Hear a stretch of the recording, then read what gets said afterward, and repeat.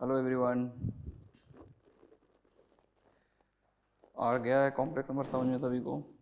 Sheet beat कर रहे हैं ना सॉल्व सभी लोग? चलिए कोशिश करते हैं आज एंड करने की कॉम्प्लेक्स नंबर, ठीक है ना?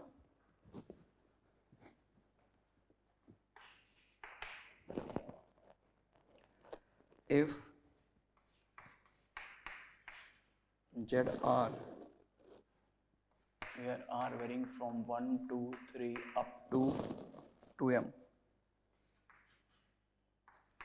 and m belongs to n are the roots of the equation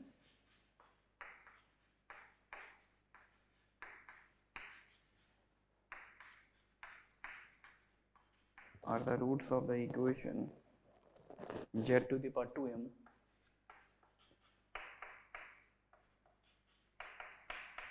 minus 1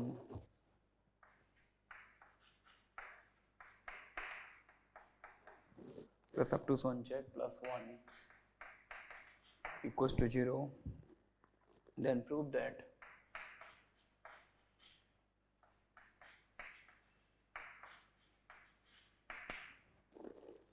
that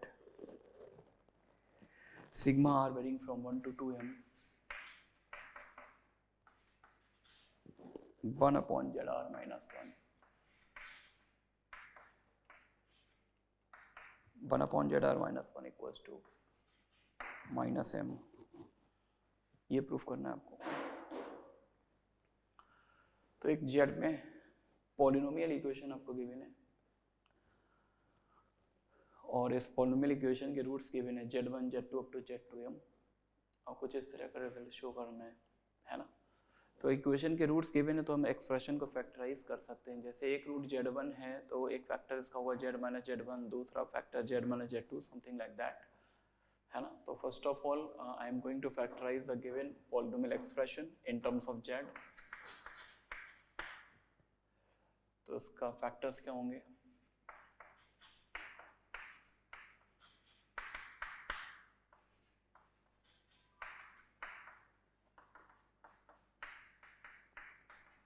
इसके फैक्टर्स हो जाएंगे z minus z1, z minus z2 up to so on z minus z1। Hopefully शायद आपको अगर मैं अटेम्प्ट करने को देता तो पहली लाइन तो आई थिंक आपके भी कुछ ऐसी होती। अब जब फर्स्ट लाइन हम ये लिख लेते हैं, अब हम ये सोचते हैं यार कि यहाँ पर हमारे पास सारे फैक्टर्स प्रोडक्ट फॉर्म में आ रहे हैं, जबकि मुझे क्या चाहिए, ये अगर हम इसको एक्सपेंड करें 1 upon z1 minus 1 plus 1 upon z2 minus 1 1 upon z3 minus 1, यहाँ पर सारे फैक्टर्स प्रोडक्ट फॉर्म में लिखा, हमें एक एक फैक्टर नीचे चाहिए, डिनोमिनेटर में चाहिए। तो अब बताइए जरा ऐसा मैं क्या करूं इस स्टेप के बाद, फर्स्ट स्टेप के बाद मैं ऐसा क्या सोचूं, क्या ऑपरेट करूं कि एक एक फैक्टर नीचे आने लगे। तो जनरली स्टूडेंट बोल देते सर लॉगरिथमिक डिफरेंशिएशन, एक बार लॉग ले लेंगे तो log this plus log this plus log this और डिफरेंशिएट करेंगे तो एक एक फैक्टर नीचे आ जाएगा। बाद में z को 1 पुट करना, 2 पुट करना, वो तो आइडेंटिटी, z को अपन कुछ भी पुट कर सकते हैं। आ रही बात समझ में? तो अब इसके बाद टेकिंग लॉग, मतलब लॉगरिथमिक डिफरेंशिएशन करेंगे, log of z to the power 2m minus 1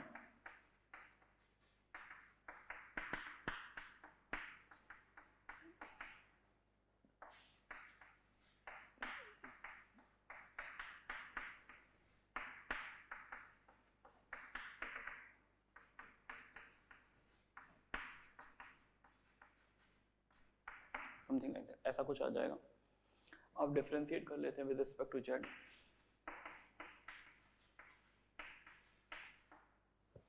log of something का derivative 1 upon something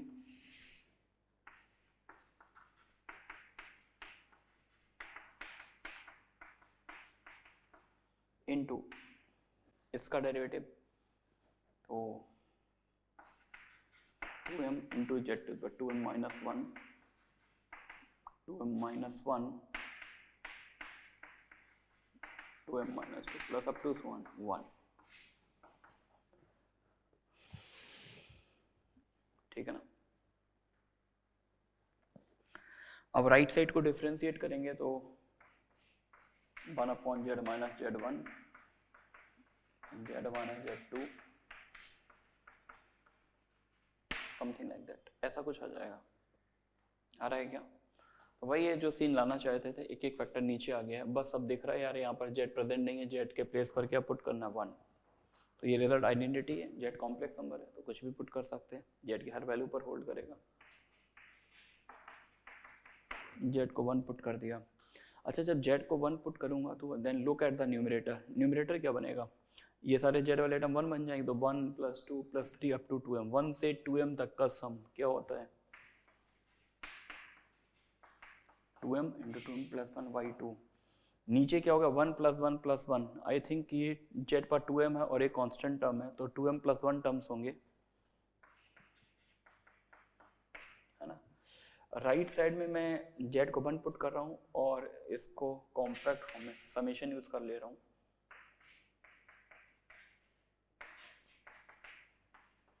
something like that, 2 से 2 कैंसिल, 2m + 1 से 2m + 1 कैंसिल, तो हमारा रिजल्ट है 1 - ZR सिग्मा ऑफ दिस, ये हमारा है, जबकि ZR - 1 निकालना है तो नॉट ए बिग डील।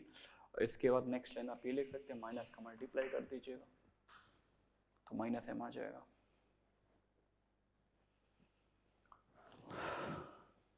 सही है क्या? चलिए आगे मूव करते हैं।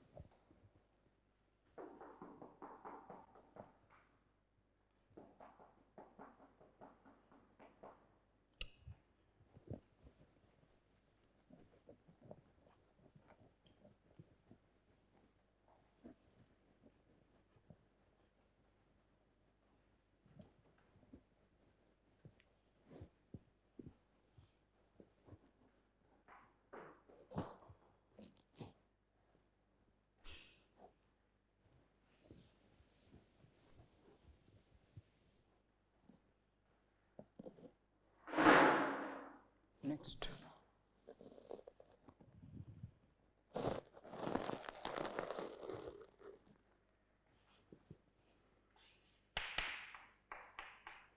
if a1 a2 a3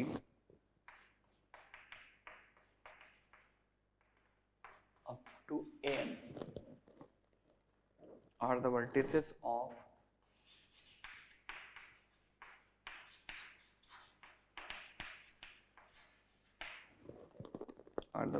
of an n-sided regular polygon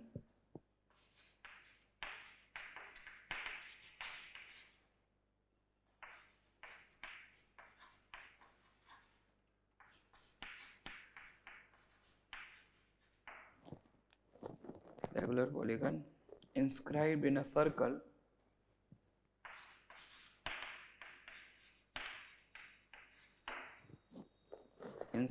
inside a regular polygon inscribed in a circle of radius unity.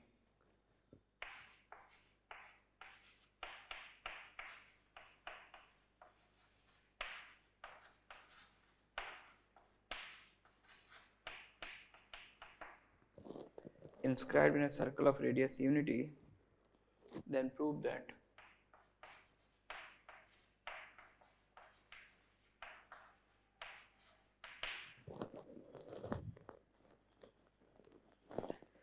continued product are varying from 1 to n minus 1.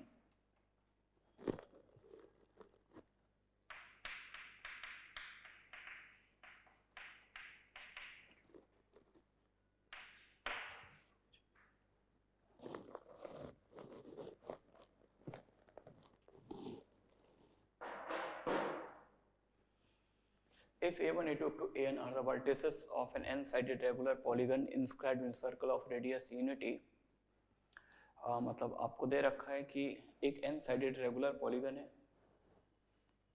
है ना, और इसको हमने एक सर्कल में इंस्क्राइब किया हुआ है और पॉलीगन के वर्टिसेस हैं a1, a2 up to an और कुछ ऐसा रिजल्ट प्रूफ करना है।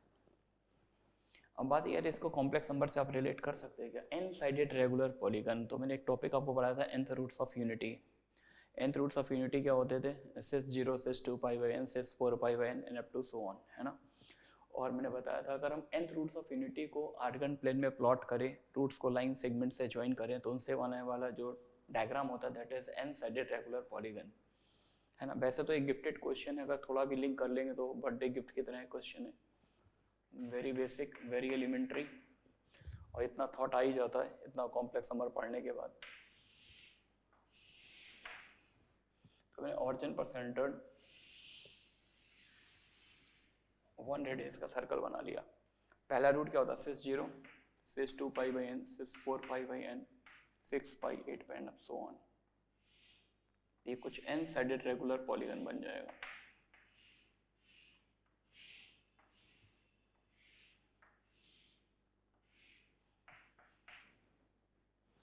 है ना, A1, A2, A3 up to ये AN आ जाएगा। A1 क्या है, cis 0, cis 2 pi by n, cis 4 pi by n, nth roots of unity होंगे इसके वर्टिसेस। इस तरह से चलेगा, ठीक है ना। अब यार ये देखो मेरे को निकालना क्या है, r को अगर मैं 1 डालूंगा तो मॉड ऑफ A1 A2, है ना, तो ये कुछ ऐसा निकालना है, mod of A1 A2 into mod of A1 A3 into mod of A1 A4 into up to सबसे लास्ट वाला मॉड ऑफ A1 AN। अब यार फील करना है क्या लिखा, A1 A2 मतलब A1 ये वाली कॉर्ड की लेंथ, A1 A3 मतलब ये वाली कॉर्ड की लेंथ, फिर A1 A4 ये वाली कॉर्ड की लेंथ, A1 A5 ये वाली। तो यानी ये जो वर्टिसेस देख रहे हैं इन सारे वर्टिसेस की A1 से डिस्टेंसेस मेरे को निकालनी है, A1 से A2 की डिस्टेंस, A1 से A3 की डिस्टेंस।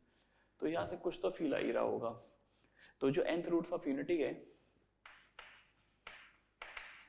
उसके वर्टिसेस इस इक्वेशन को सॉल्व करने से आ जाएंगे। तो इसके रूट्स क्या होंगे, सिस 0, सिस 2 पाई बाई n, है ना, तो रूट्स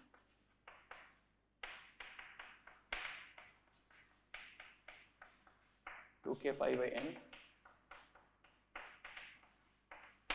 ठीक है ना। तो इसको फैक्टराइज कर लेते हैं।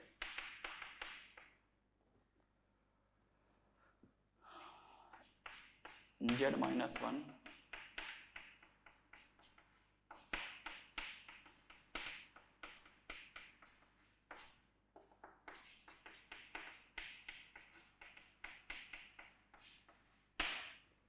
ये फैक्टराइज कर लिया, इसको भी कर लिया। अब देखिए मेरे को z को क्या पुट करना है, A1 मीन्स A1 क्या है 1, इस 1 का कोऑर्डिनेट क्या है 1,0। तो एक तरह से वही काम करना है, z को मुझे 1 डालना है। अगर जैसे मैं z को 1 डाल दूंगा तो ये सारे टर्म क्या बन जाएंगे, 1 की A1 से, मतलब ये A1 A2 बन जाएगा, A1 A3 बन जाएगा, है ना। तो पहले तो 1 पुट करने से पहले z माइनस 1 से डिवाइड दे दीजिए, डिवाइड बाई z माइनस 1, उसके टेक मॉड जिसे लेंथ के टर्म्स में आ जाए, और एक लिमिट लगा दें and limit z approaches to 1। तो इसका नीचे डिवाइड दे देंगे, मॉड ले लेंगे और लिमिट लगा देंगे। तो आई थिंक इसको मुझे ऊपर लिखना चाहिए,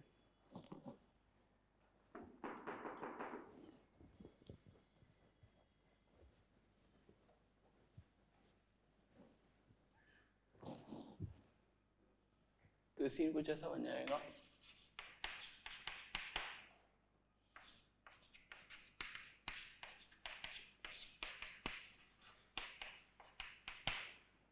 मॉड फंक्शन डिस्ट्रीब्यूट हो जाता है,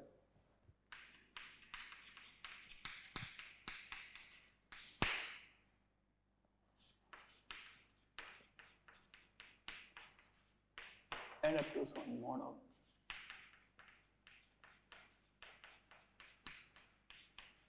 समथिंग लाइक दैट, ठीक है ना। अब यार जब आप z को 1 डालेंगे तो ये सब बहुत ही बेसिक एलिमेंट है, ये n बन जाएगा। z को 1 डालेंगे नहीं, 1 के इस पॉइंट से डिस्टेंस, तो ये डिस्टेंस क्या बन जाएगी, A1 A2 इंटू z को 1 डालेंगे 1 की इस पॉइंट से डिस्टेंस, ये वाली डिस्टेंस आ जाएगी A1 A3,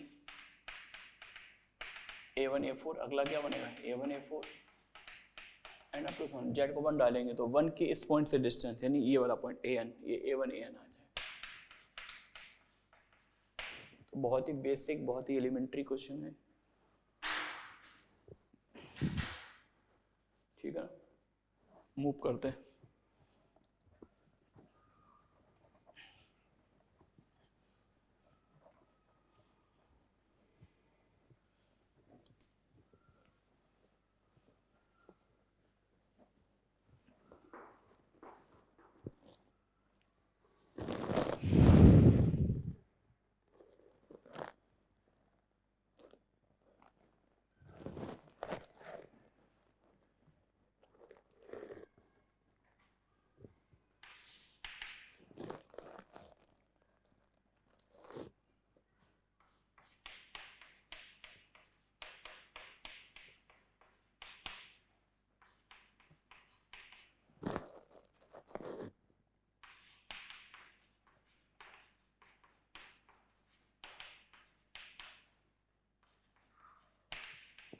If cos alpha plus cos beta plus cos gamma equals to 0 equals to sin alpha plus sin beta plus sin gamma, then prove that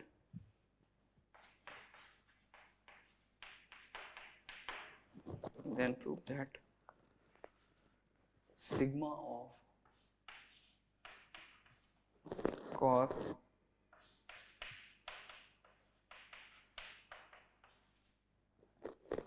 this is 3 and sigma of sine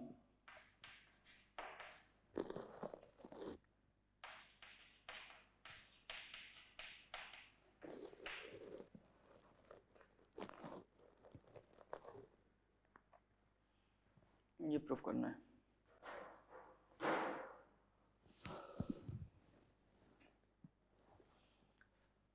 अच्छा, देखकर तो लग रहा है trigonometry का question है, complex number का इसमें क्या यूज है। तो हम इसको with the help of complex number solve कर सकते हैं। शीट में भी ऐसे एक दो क्वेश्चन मिलेंगे आपको। तो ये जो कंडीशन गिवन है, इसको यूज करते हमने कुछ कॉम्प्लेक्स टर्म्स डिफाइन किए हैं।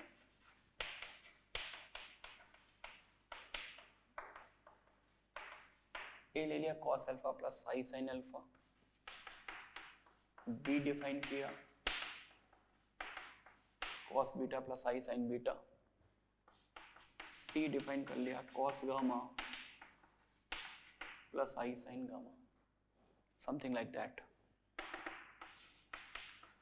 अब अगर आप a plus B plus C निकालेंगे तो क्या आएगा, cos alpha plus cos beta plus cos gamma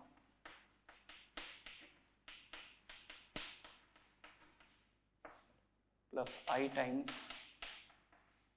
sin alpha plus sin beta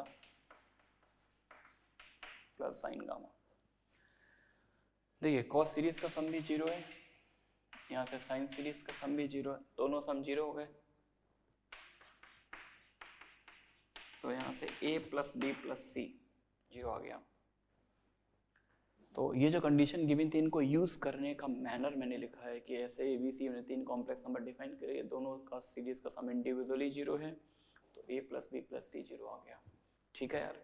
अच्छा, ये सब पढ़ा यार 8th 9th में, ये सब पढ़ते रहते थे 9th 8th में कि 3 नंबर का सम 0 है तो उनके क्यूब्स का सम उनके 3 टाइम्स प्रोडक्ट के इक्वल होता है। Very basic identity and really very important identity as well. Therefore we can write from here AQ plus BQ plus CQ equal to 3ABC लिख सकते हैं क्या। अब यार थोड़ा सा रिवर्स थॉट जनरेट करना है कि यार ये आइडेंटिटी तो आ गई, इसको हमने कुछ इस तरह से यूज कर लिया, बट इस पर कमेंट करना है। cos सीरीज का सम 3 आएगा, sin सीरीज का सम 0 है, और एक स्पेशल सीरीज, एक स्पेशल पैटर्न है एंगल में 2 alpha minus beta minus gamma, है ना। तो इस एंगल के पैटर्न को देखते हुए मैंने अपनी तरफ से एक एक्सप्रेशन सपोज किया। देखते रहिए, ऐसा एक्सप्रेशन लिखूंगा जिसका रियल पार्ट लेने पर ये सीरीज आए, इमेजिनरी पार्ट लेने पर ये सीरीज, समथिंग लाइक दैट। तो 2 alpha minus beta minus gamma, something about a square by B C, B square by C A, C square upon A B.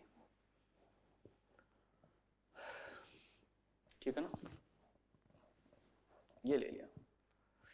अब आप देखिए अब समझ ही रहे होंगे यार, जैसे ए स्क्वायर अपॉन बी सी है तो ए क्या है, ई पर आई अल्फा, बी है ई पर आई बीटा, सी पर आई गामा। तो जब इसको ऊपर शिफ्ट करेंगे तो वही आ जाएगा ई पर I into 2 alpha minus beta minus gamma. Expand करेंगे तो रियल पार्ट ये आ जाएगा, इमेजिनरी पार्ट वो आ जाएगा। तो इम्पॉर्टेंट पार्ट ये था कि इस सीन को देखकर इस तरह का टर्म सपोज करना।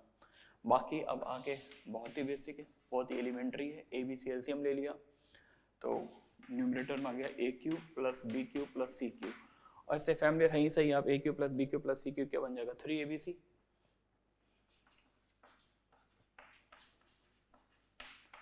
तो ये वैल्यू 3 आ गई, ई की वैल्यू 3। अच्छा ई की वैल्यू अगर 3 है, ई ये वाला एक्सप्रेशन है comparing real and imaginary part, तो ई का जो रियल पार्ट आएगा वो ये आ जाएगा और इमेजिनरी पार्ट आएगा वो ये आ जाएगा। ठीक है क्या?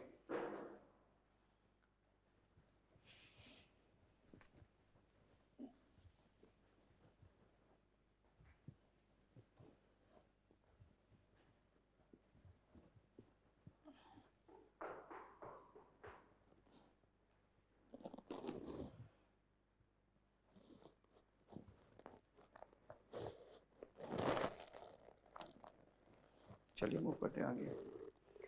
अच्छा कंपाउंड एंगल हम लोग कुछ फॉर्मूले पढ़ते थे, है ना? उन फॉर्मूले का प्रूफ कंपाउंड एंगल से तो था ही था, हम कॉम्प्लेक्स नंबर से भी इनको प्रूफ कर सकते हैं। जैसे कॉस सीरीज का sum when angles are in AP, sine series का sum when angles are in AP. तो इन सीरीज के सम को हम कॉम्प्लेक्स नंबर से निकाल सकते हैं। हम लोग +2 लेवल में तो बहुत ही बेसिक पढ़ते हैं, जब आप इंजीनियरिंग मैथ्स पढ़ेंगे तो वहाँ पर बहुत सी रैंडम सीरीज का सम भी हम कॉम्प्लेक्स नंबर की हेल्प से निकाल लेते हैं। अब रैंडम सीरीज आपकी जीपी बन सकती है, एजीपी बन सकती है, बाइनोमियल सीरीज बन सकती है, लॉगरिथमिक सीरीज बन सकती है, ग्रेगरी सीरीज एक स्पेशल सीरीज पढ़ाई जाएगी आपको वहाँ पे इंजीनियरिंग मैथ्स में, ग्रेगरी सीरीज बन सकती है, tan इनवर्स की सीरीज बन जाती है, and there are so many other series also. लेकिन हमें अपना +2 लेवल पर बात करनी है, तो केवल हम छोटे मोटे क्वेश्चन करके यहाँ से निकलेंगे। देखिए क्या है,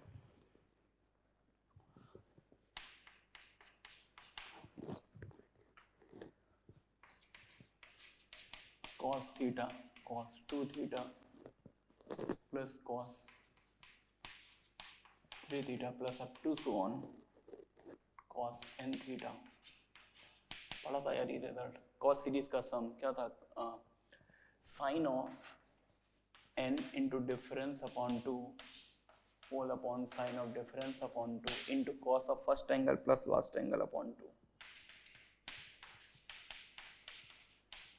ये cos सीरीज का सम था। साइन थीटा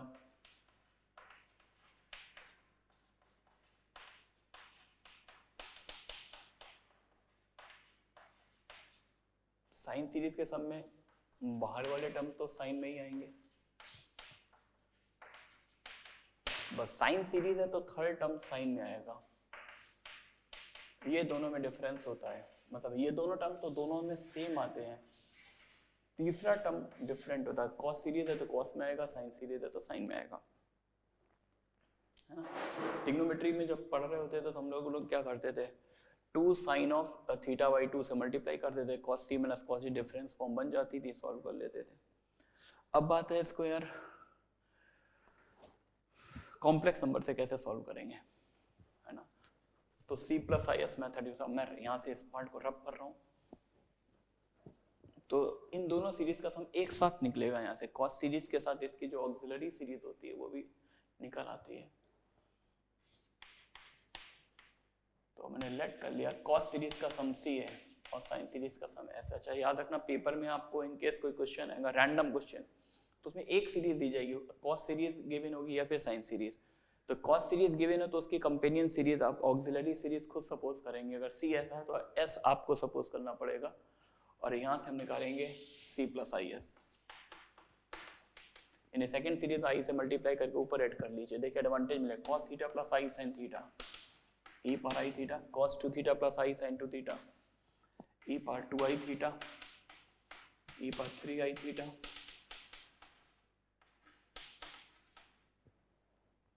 ऐसा कुछ बन जाएगा। और ये देखो यहाँ पे क्या फॉर्म हो रही है, e पर I थीटा को अगर मैं x कॉल करूं तो x plus x square plus x cube plus up to so on x पर n क्या बन गई, GP। है ना। तो जो डिफरेंट डिफरेंट क्वेश्चन होते हैं उसमें यहाँ पर वेरिएशन आता है। ये सीरीज जीपी बन सकती है, एजीपी बन सकती है, साइन सीरीज बन सकती है, कॉस सीरीज बन सकती है, log 1 प्लस एक्स एक्सपेंशन बन सकता है, कोई बाइनोमियल सीरीज, रैंडम सीरीज, कुछ भी हो सकता है। वेरिएशन सिर्फ इस सीरीज के नेचर के अकॉर्डिंग आता है, ठीक है ना। तो ये तो फैमिलियर है, इससे हम लोग बाइनोमियल सीरीज का सम निकाल दीजिए। a into r to the power number of terms -1 upon r -1, ये आ गया, ठीक है ना। अब यार अगर मुझे कॉस सीरीज का सम चाहिए तो इसका रियल पार्ट, इसका जो इस पिक्चर का जो रियल पार्ट आएगा वो कॉस सीरीज का सम होगा, जो इमेजिनरी पार्ट आएगा वो साइन सीरीज का सम आएगा। अब मेजर पार्ट है कि ये जो पिक्चर दिख रही है इसको रियल और इमेजिनरी पार्ट में हम कैसे ब्रेक करेंगे, कितना जल्दी ब्रेक कर सकते हैं। तो उसकी एक स्पेशल ट्रिक है यार। ये जो पावर दिख रही है इसकी आधी पावर कॉमन ले लो, e to the power i n theta by 2, इसको कॉमन ले लिया।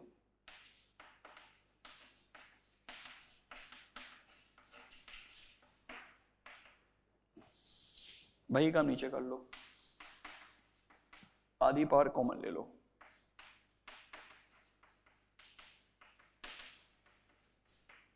ठीक है ना। और किसी मेथड से भी हो जाएगा, कंजुगेट से करेंगे तो उससे भी हो जाएगा, लेकिन ये ऐसी अप्रोचेस है, रेट ऑफ रिएक्शन इसकी फास्ट हो जाएगी, काफी जल्दी आप रिजल्ट तक पहुंच जाएंगे। तो अब अगर मैं इन तीनों की बात करूं तो ये बच जाएगा आई थीटा बाई 2, है ना, आधी पावर कैंसिल हो जाएगी, आई थीटा बाई 2, तो ओवरऑल ये बन जाएगा e power i into n plus 1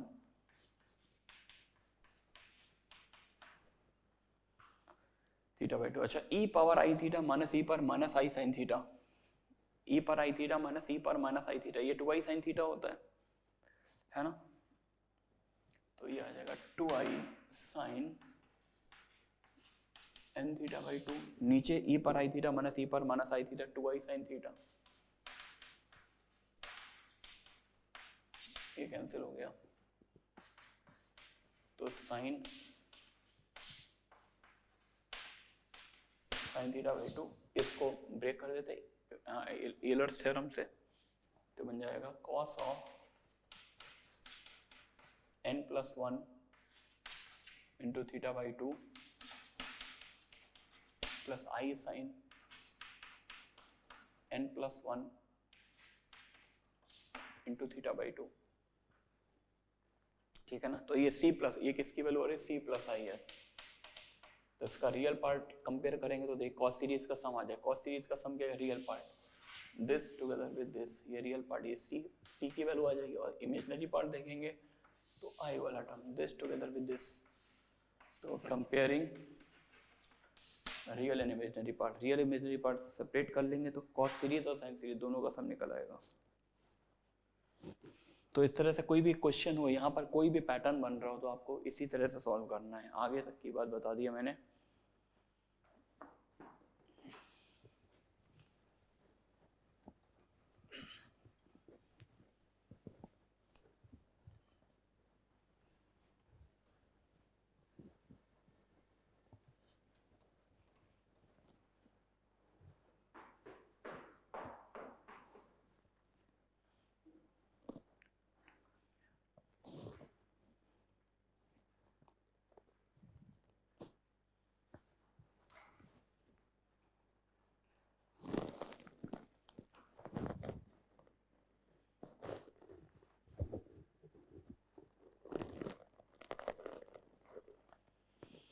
चलिए, कुछ बाइनोमियल कोफिशिएंट में भी इसका रोल आता है। बाइनोमियल थ्योरम से रिलेटेड कुछ क्वेश्चन भी हम कॉम्प्लेक्स नंबर से कर सकते हैं।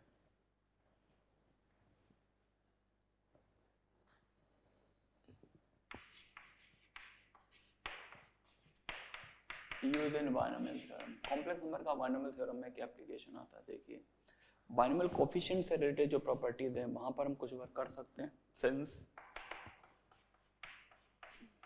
1 plus x to the power n c0 plus c1x plus c2x square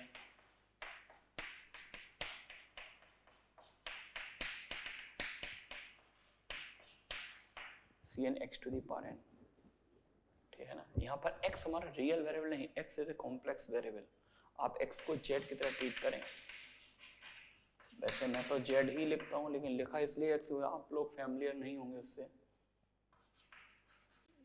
x is a complex variable.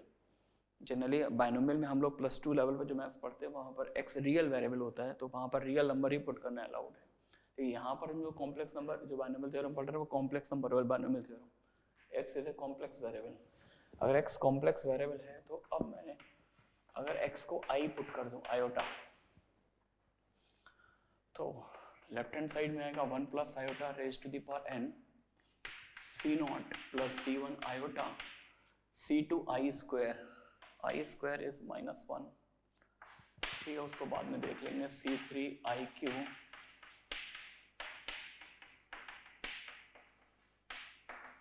ऐसा कुछ आ जाएगा, ठीक है ना। तो अब यहाँ से रियल पार्ट सेपरेट कर लेते हैं। अच्छा, इसको 1 प्लस आई की पोलर फॉर्म क्या होती है, √2 इंटू cos 5/4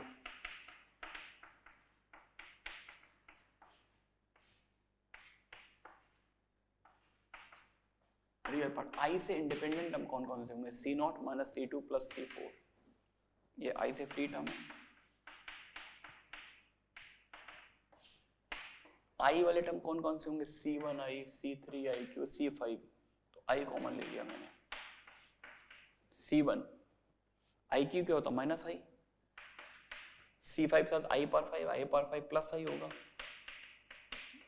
ऐसे अल्टरनेट पैटर्न चलेगा, है ना। तो अब यहाँ पे डीएमटी लगा दीजिए, डिमाइवर्स थ्योरम। तो 2 raise to the power n/2 power का मल्टीप्लाई एंगल में cos n/4 iota sine n/4, right hand side as 8 is, copy कर लेना, सेम रहेगा।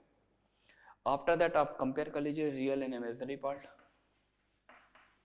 अगर हम दोनों को कंपेयर करें, then c0 minus c2 plus c4 minus c6 plus up to so on, तो इस सीरीज का सम आ जाएगा 2 raise to the power n/2 into cos n/4, and imaginary part देखें तो c1 minus c3 plus c5 minus c7 and up to so on, that comes out to be 2 raised to the n/2 into sin n/4, ठीक है ना।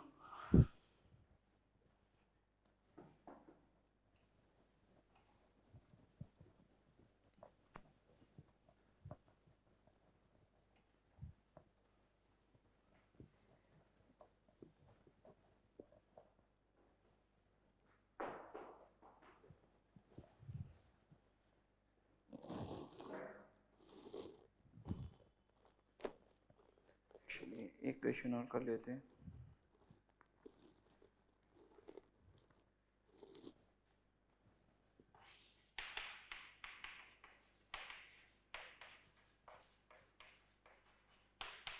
Find the sum c0 plus c3 plus c6 plus up to so on, ये सम निकालना, c0 plus c3 plus c6, यानी script में subscript देखें तो subscript में 3 का गैप आ रहा है, 3 6 9 आ रहा है क्या, तो स्टार्टिंग तो वही होगी,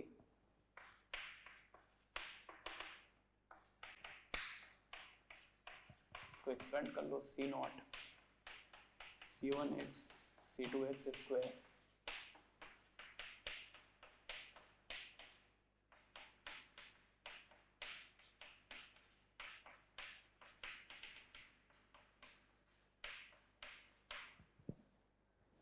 ये लिख दिया भाई, x कॉम्प्लेक्स वेरिएबल है। अब देखिए इसमें एक ट्रिक होती है यार, कुछ ऐसे क्वेश्चन दिखेंगे जिसमें सबस्क्रिप्ट में 3 3 का गैप होगा, कुछ ऐसे क्वेश्चन होंगे जिसमें सबस्क्रिप्ट का 4 4 का गैप होगा। तो एक ट्रिक होती है, जैसे सबस्क्रिप्ट में अगर 3 का गैप दिख रहा है, then use roots of equation x³ = 1, यानी इसके रूट्स को हम यूज करेंगे। तो x³ = 1 यानी x क्या आ गया, cube root of unity, then we have 3 values of x, 1 omega omega square, यानी ये जो हमने एक्सपेंशन किया इसमें x को एक बार 1 पुट करेंगे, एक बार ओमेगा, एक बार ओमेगा स्क्वायर, है ना। अगर सब इसमें 4 का गैप होगा तो use roots of equation x to the power 4 equals to 1। अगर सब इसमें 10 का गैप है, वैसे ऐसा होगा नहीं, इतना बड़ा क्वेश्चन को ना तो कोई बनाएगा ना कोई सॉल्व करेगा, फिर भी अप्रोच वही है। अगर 10 का गैप है तो x to the power 10 equals to 1, 10 roots of 10 roots आएंगे, उन 10 रूट्स को पुट करेंगे, ऐड करेंगे, आंसर आ जाएगा, ठीक है ना। तो इस सीरीज का सम निकालना है तो मैं क्या करूंगा, इस जो एक्सपेंशन है इसमें x को एक बार 1 पुट करूंगा, एक बार ओमेगा, एक बार ओमेगा स्क्वायर। तो जब मैं x को 1 पुट करूंगा, c0 plus c1 plus c2 c3 c4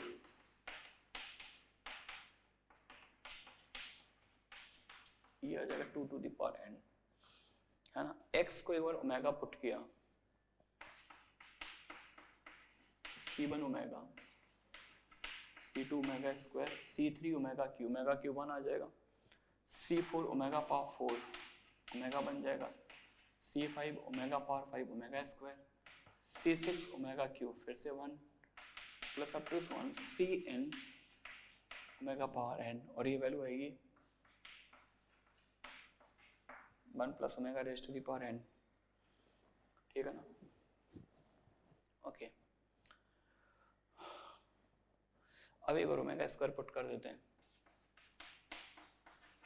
c0 plus c1 omega square, c2 omega power 4 omega power 4 omega बन जाएगा, c3 ओमेगा पावर 6 ओमेगा 1 बन गया, c4 omega power 8 omega square, c5 omega power 10 omega, c6 omega power 12 वही बन जाएगा,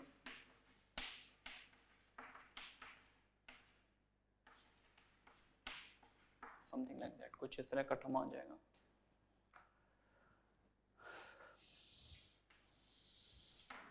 और अब आप इसको ऐड कर लीजिए, और यहाँ पर एक बहुत ही परफेक्ट प्लान सेट किया गया है।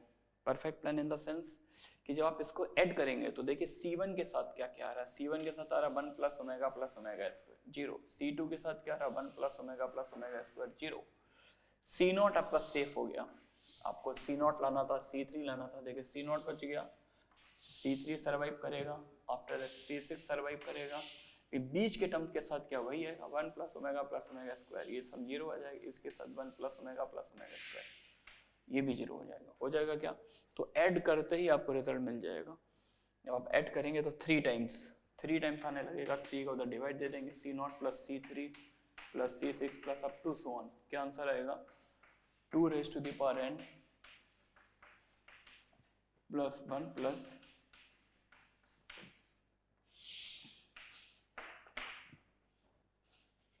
Divided by 3। तो ये सीरीज का सम आ गया, ठीक है क्या।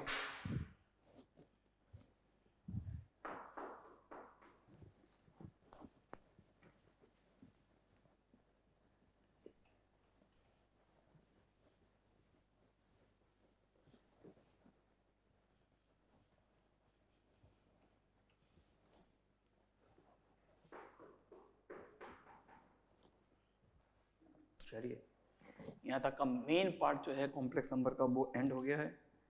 अब कुछ और पार्ट बचा हुआ है, उसको भी एंड कर लेते हैं। Straight line and circles on the complex plane. Straight line की कॉम्प्लेक्स वेरिएबल इक्वेशन क्या होती है, तो स्ट्रेट लाइन की कार्टेशियन इक्वेशन पढ़ रखी है, वेक्टर में भी आपने पढ़ लिया होगा, 2 पॉइंट से जाने वाली लाइन, 1 पॉइंट से जाने वाली लाइन। अब हम वही उन्हीं इक्वेशन जिसको आपने वेक्टर से पढ़ा था उसी को हम कॉम्प्लेक्स नंबर में पढ़ेंगे।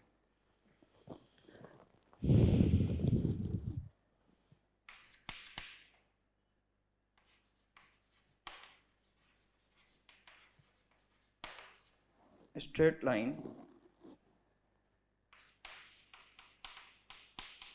and circles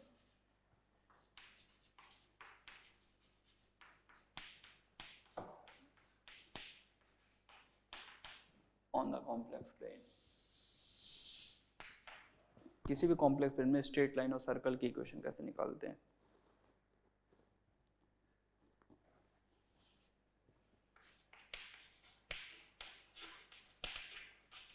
Equation of a line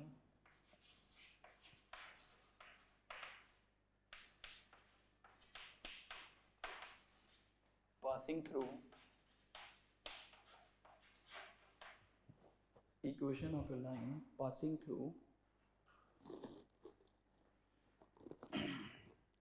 Z1 and Z2, Z1 and Z2 on organ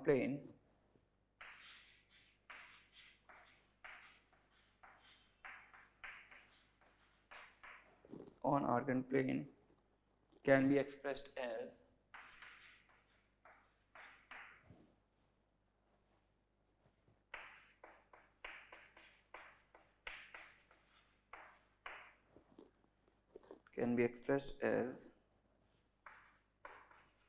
alpha bar Z plus alpha Z bar plus R equals to 0, where alpha equals to minus I into Z1 minus Z2. अगर alpha ये है तो automatically alpha bar इसका conjugate बन जाएगा I into Z1 bar minus Z2 bar. And small r की definition क्या है? देन मत लिखो यार, एंड लिख दो। r की वैल्यू है I Z1 Z2 bar minus Z1 bar Z2।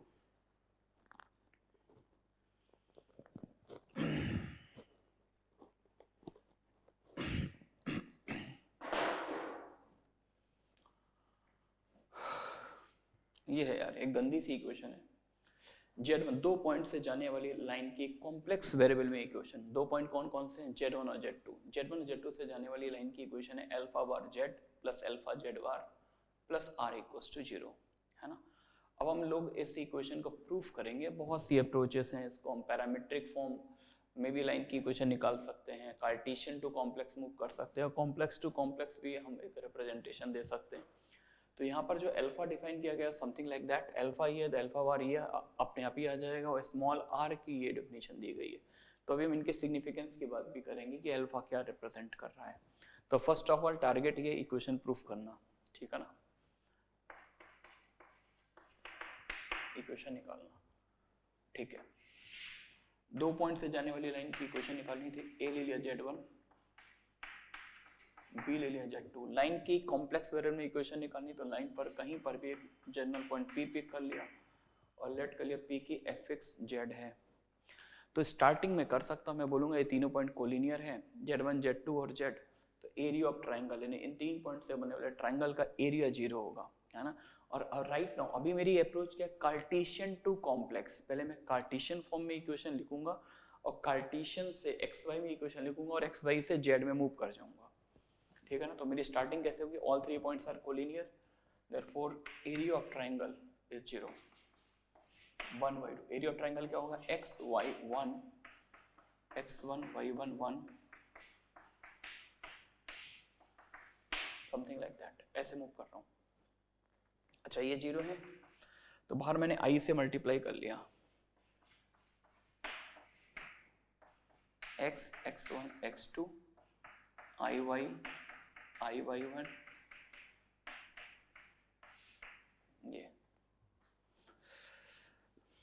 ये भी 0 हो जाएगा। C2 में ऑपरेट किया क्योंकि मेरे को अब Z के टर्म में पिक्चर लानी है। अब Z कैसे अपीयर होगा उसकी स्टोरी सेट कर रहा हूँ। I से मल्टीप्लाई डिवाइड यानी I बना दिया। अब आप समझ रहे हैं नेक्स्ट लाइन में क्या करूँगा? C2 में C1 ऐड करूँगा तो x plus I by Z, x1 plus I by Z1 Z2, C2 goes to C2 plus C1। पहले तो ये कर दूंगा। एक और काम करना चाहता हूँ यार, इस पर 2 से अगर और मल्टीप्लाई कर दूँ further,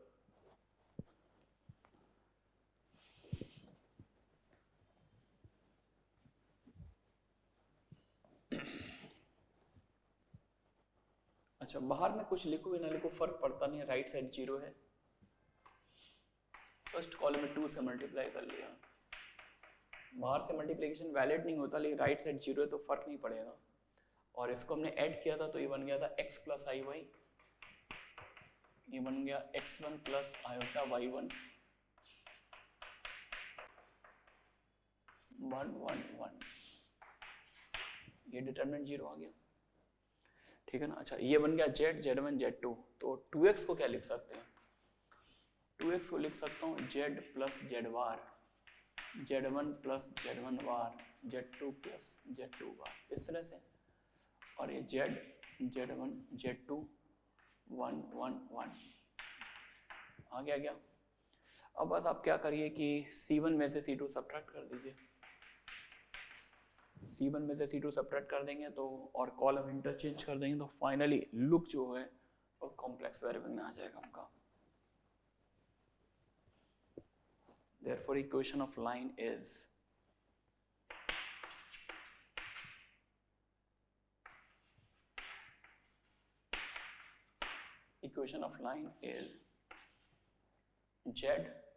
z1 z2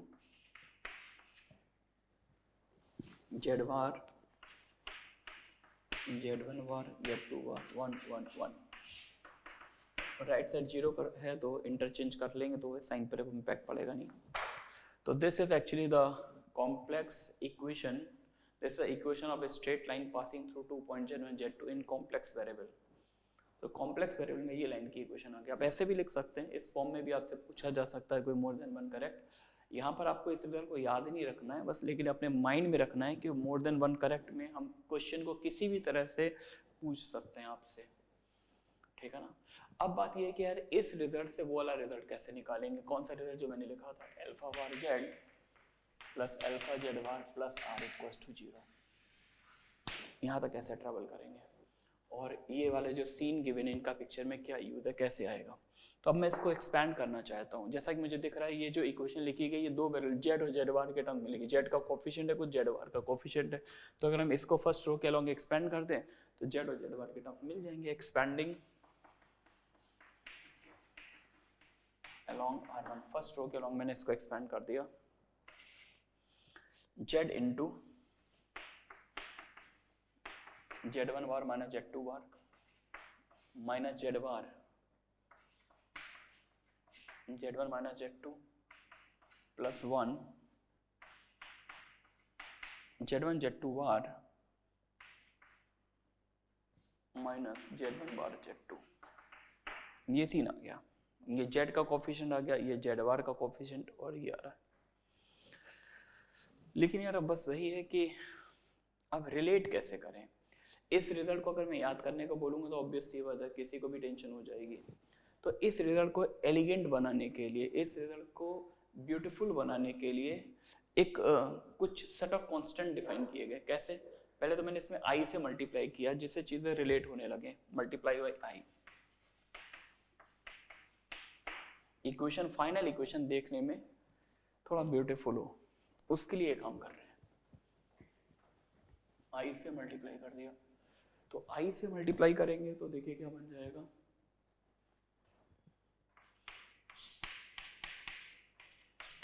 i z1 bar minus z2 bar times z है ना, माइनस i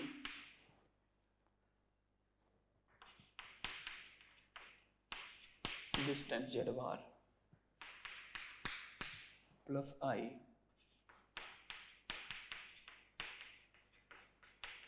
ये बन गया, ठीक है ना।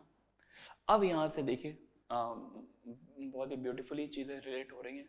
अगर मैं i into z1 minus z2 together with negative sign, इसको अगर अल्फा कॉल कर लूं, अब वेयर के प्लेस पे अल्फा, अगर मैं इसको अल्फा कॉल करूं देन इमीडिएटली इसका ये कंजुगेट है, ये अपने आप ही अल्फा बार बन जाए। अगर ये अल्फा है तो ये अपने आप क्या बन गया, अल्फा बार, है ना।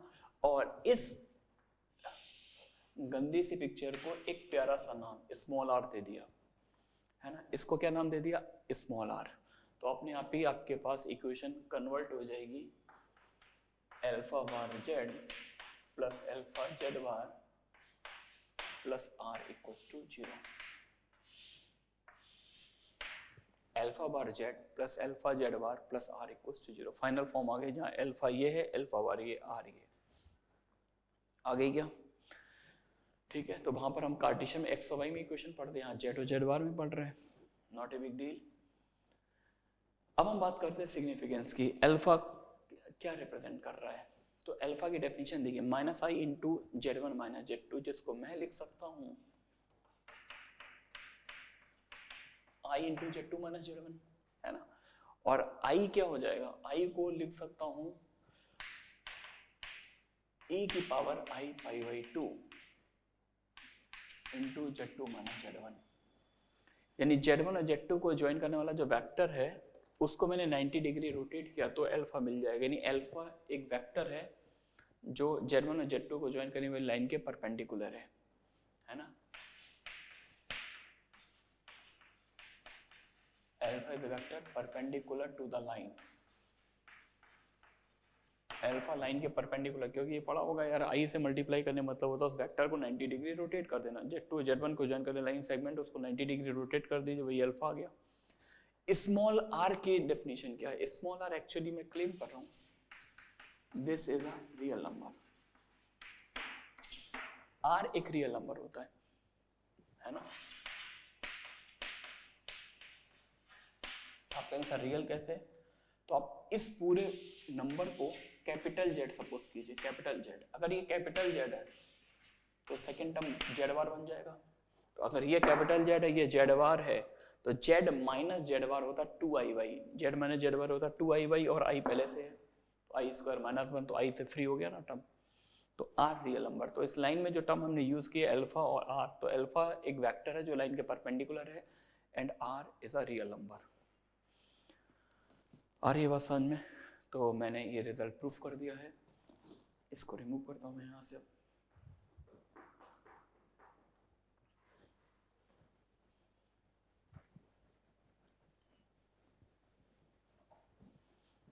अब यार इसी रिजल्ट को हम जैसे हमने कार्टेशियन टू कॉम्प्लेक्स मूव किए हैं, हम आर्गुमेंटल अप्रोच से भी निकाल सकते हैं।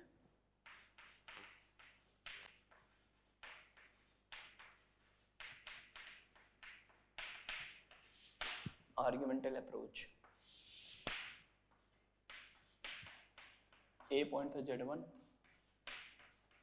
बी पॉइंट से Z2 और पॉइंट P के एफेक्ट से Z, तीनों पॉइंट कोलिनियर है, तो मैं इन तीन पॉइंट के हेल्प से दो वेक्टर डिफाइन कर सकता हूँ, है ना। कौन कौन से दो वेक्टर, एक AP डिफाइन करूंगा और एक AB डिफाइन करूंगा, और दोनों वेक्टर कैसे हो जाएंगे, कोलिनियर है, मतलब सेम डायरेक्शन में है, तो उनके आर्ग्यूमेंट का ratio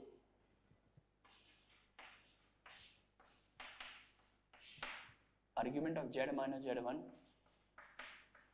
upon Z2 minus Z, Z minus Z1 में भी यही डायरेक्शन है, Z2 माइनस Z1 में भी यही डायरेक्शन है, लेकिन ये तब है जब Z मैंने इस साइड लिया है, तब तो इनके आर्ग्यूमेंट का difference, argument of this by this का मतलब होता है argument of this minus argument of this, log का रूल, तो दोनों के आर्ग्यूमेंट का डिफरेंस क्या आएगा, 0। लेकिन सपोज करो यार ये तो P एक्चुअली क्या लाइन का जनरल पॉइंट, तो P मैं बीच में ले लूंगा तब भी 0 आएगा, लेकिन मैंने P पीछे ले लिया तो Z माइनस Z1 की डायरेक्शन तो ये होगी, जबकि Z2 माइनस Z1 डायरेक्शन ये, तो इसको आप पाई डिग्री रोटेट करना पड़ेगा। तो इसका मतलब ये हुआ ये जो कॉम्प्लेक्स नंबर बन रहा है Z minus Z1 upon Z2 minus Z1, इसका आर्ग्यूमेंट होगा या तो 0 या फिर पाई, है ना। अगर इसका आर्ग्यूमेंट 0 या फिर पाई, इसका मतलब ये नंबर कैसा होगा, प्योरली रियल।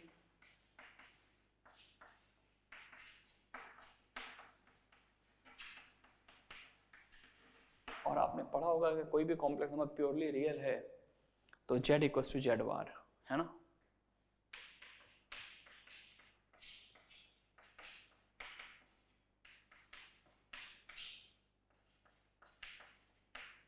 तो यहां से भी अगर आप क्रॉस मल्टीप्लाई करके टर्म्स निकालेंगे तो एग्जैक्टली यही फॉर्म बन जाएगी, मतलब ये वाला एक्सप्रेशन मिल जाएगा, तो वो इसमें कन्वर्ट हो जाएगा। आ रही बात समझ में, तो इसको ऐसे भी कर सकते हैं, दो लाइन पैरेलल भी रहेंगे तो रेशियो, आप ये आर्ग्यूमेंट हटा दीजिए, डायरेक्ट भी लिख सकते हैं, क्योंकि मैंने आपको लिखाया था दो लाइन पैरेलल हो उसकी कंडीशन क्या होती है, परपेंडिकुलर उसकी कंडीशन क्या होती है, तो यहाँ से भी रिजल्ट आ गया, ठीक है ना। अच्छा, अब यहाँ से हम एक काम ये भी कर सकते हैं यार कि हमने 2 पॉइंट से जाने वाली लाइन की इक्वेशन लिख दी कॉम्प्लेक्स वेरिएबल में, ये आ रही इक्वेशन, तो एक कंडीशन ये भी निकाल सकते हैं कि 3 पॉइंट Z1 Z2 Z3 के कोलिनियर होने की condition, 3 point Z1 Z2 Z3 के कोलिनियर होने की, अगर तीनों पॉइंट कोलिनियर हैं तो Z को हम Z3 पुट कर सकते हैं यहाँ पर, इक्वेशन को सेटिस्फाई करेगा, तो वो भी लिख सकते हैं।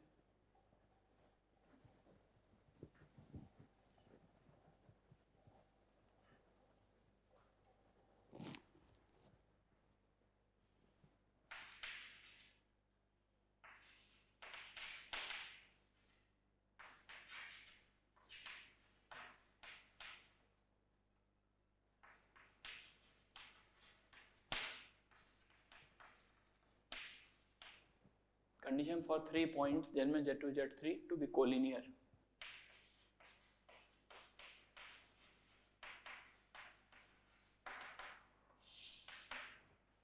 तो अगर 3 पॉइंट कोलिनियर हैं तो ऑब्वियस सी बात है कि Z3 को पुट कर सकते हैं Z के प्लेस पे, इक्वेशन को सेटिस्फाई करेगा। ये लाइन की इक्वेशन दे रखी है, तो Z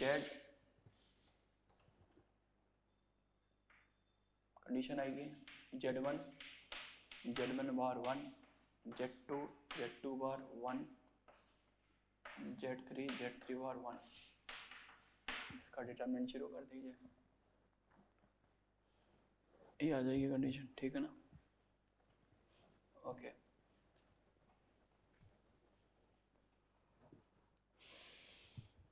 अच्छा ये भी पूछ सकते हैं यार कि अगर ये एक लाइन की इक्वेशन को रिप्रेजेंट कर रहा है तो इसका स्लोप क्या, what is the slope of this line, है ना।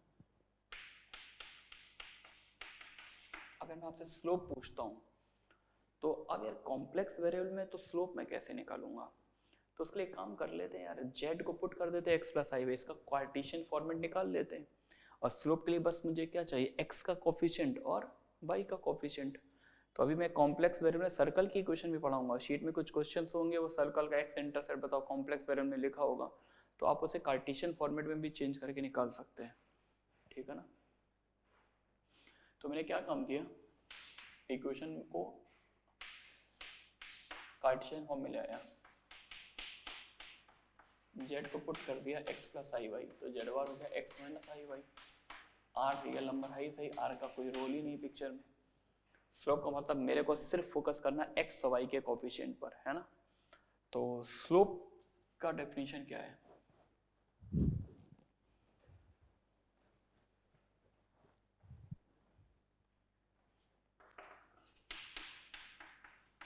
स्लोप होता minus coefficient of x, x का कोफिशिएंट क्या रहा है, alpha plus alpha bar upon coefficient of y, है ना। तो y का कोफिशिएंट क्या आ रहा है, y का कोफिशिएंट आ रहा है i, कॉमन ले लूं, माइनस i कॉमन ले लेता हूं, अल्फा माइनस अल्फा बार, है ना, माइनस माइनस कैंसिल हो गया। अल्फा प्लस अल्फा बार क्या होता है, 2 times real part of alpha, alpha minus alpha bar क्या होता है, 2i imaginary part of alpha, 2 से 2 कैंसिल, आई स्क्वायर हो गया -1। Therefore slope of line minus real part of alpha upon imaginary part of alpha, ये लाइन का slope आ गया आपके पास, देख लीजिए यार एक बार।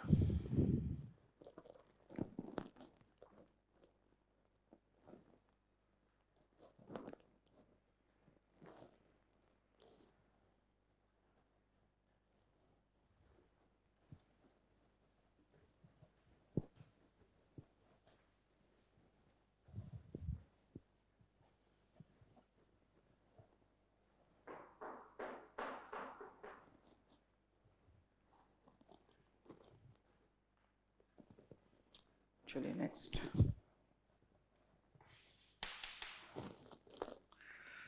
Find the area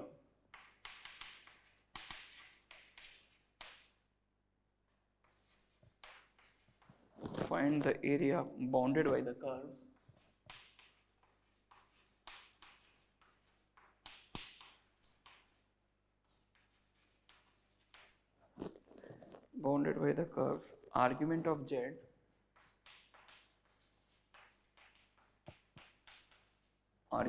pi by 3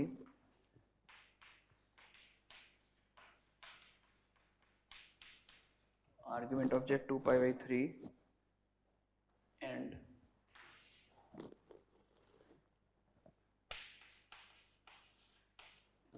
argument of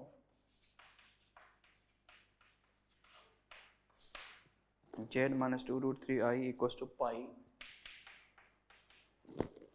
on the complex plane.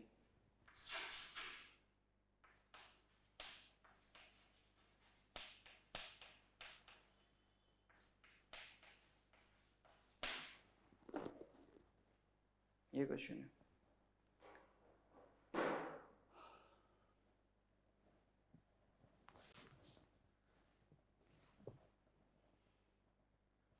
तो देखिए 3 रे गिवन है, आर्ग्यूमेंट ऑफ जेड मीन्स एक रे दे रखी है आपको, तो एक्चुअली एक नहीं 3 रे दे रखी है, 3 रे से जो ट्राइंगल बन रहा है उसका एरिया निकालना है।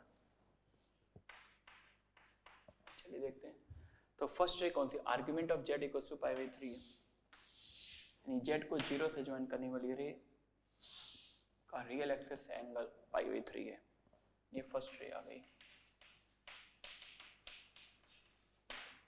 Second ray argument of Z equals to 2π/3, तो 120 डिग्री एंगल पे निकलेगी ये वाली रे।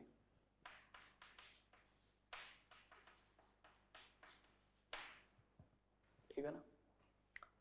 थर्ड रे का सोर्स पॉइंट, इन दोनों रे का सोर्स पॉइंट क्या था, ऑरिजिन, आर्ग्यूमेंट जेड मतलब जेड माइनस 0, लेकिन इस रे का जो सोर्स पॉइंट है दैट इज 2,2√3, 2,2√3। और इस रे की अगर मैं कार्टेशियन इक्वेशन की बात करूं तो y = mx और 60 डिग्री, तो इसकी कार्टेशियन इक्वेशन होगी y = √3x। अब आप थोड़ा फोकस कीजिए, अगर मैं x को 2 पुट करता हूं, x को 2 डालूंगा ऑटोमेटिकली y = 2√3 आएगा, यानी इस रे का जो सोर्स पॉइंट है that point lies on the first ray, ये पॉइंट आ गया 2,2√3, है ना। और ये रे किस डायरेक्शन मूव कर रही है, रियल एक्सिस से पाई एंगल बनाती है, इट मींस ये डायरेक्शन आ गई थर्ड रे की, है ना।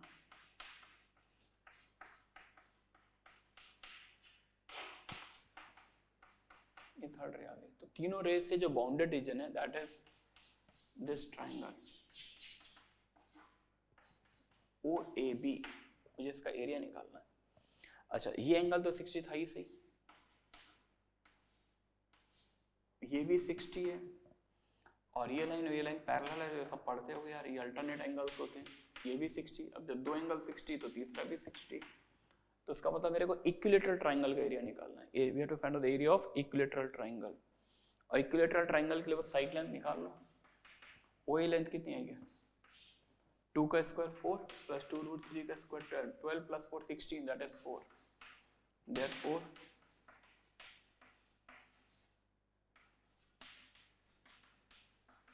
एरिया ऑफ ट्राइंगल OAB क्या आएगा, √3/4 इंटू साइड स्क्वायर 4√3 आ गया, 4√3 स्क्वायर यूनिट्स। देख लीजिए,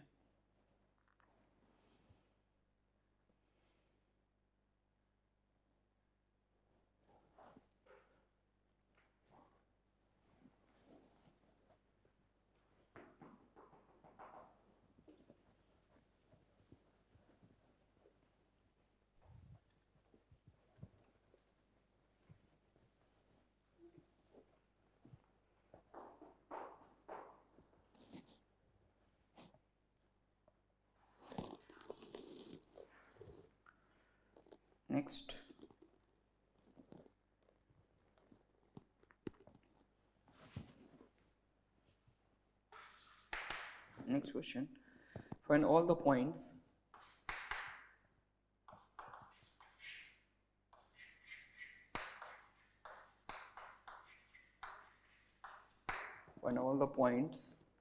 on the complex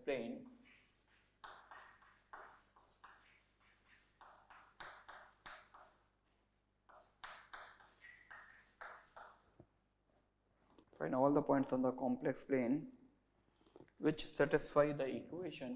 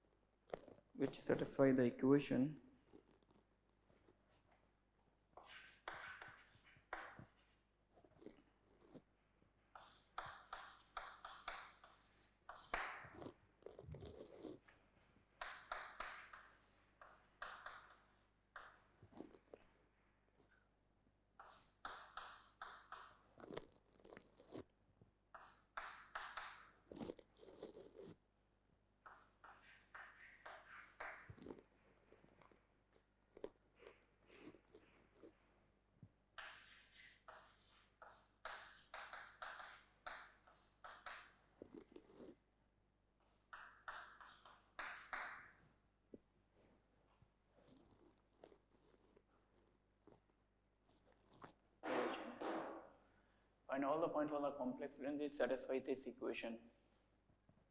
तो ये एक रे है और ये देखना ये कर्व कौन सा है, तो इन दोनों कर्व का इंटरसेक्शन पॉइंट निकालना है, मतलब ये देखना ये दोनों कर्व कितने पॉइंट पर इंटरसेक्ट करते हैं। तो first of all first curve को देखते हैं। √5 को ले देंगे 5 की पावर हाफ और बेस की पावर का डिवाइड देंगे तो 2 यहाँ पर आ जाएगा और ये वाले 2 को पावर में लिख सकते हैं log m minus log n log m by n और मॉड का स्क्वायर इक्वल टू नंबर का स्क्वायर। आई थिंक कुछ ऐसा बनना चाहिए, है ना। मॉड जेड को अगर मैं t बोलूं, लॉग हटा दो तो ये बेस बन जाएगा, ये पावर बन जाएगा t+3 अपॉन t-1 का होल स्क्वायर इक्वल टू 5। तो एक क्वाड्रेटिक बन रही है 5 into T square minus 2t+1 equal to t+3।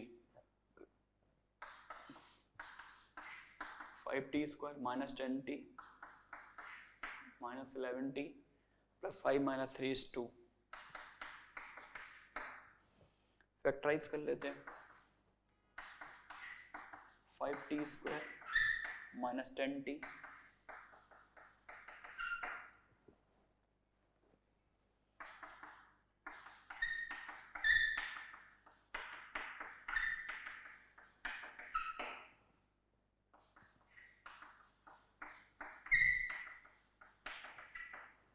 ठीक है ना। तो t की दो वैल्यूज आ रही हैं यहाँ से, t मतलब mod Z. It means that और ये क्या कॉन्सेंट्रिक सर्कल्स आ जाएंगे, यानी ऑरिजिन पर सेंटर्ड एक 1/5 रेडियस का सर्कल बनाना है और एक 2 रेडियस का सर्कल बनाना है।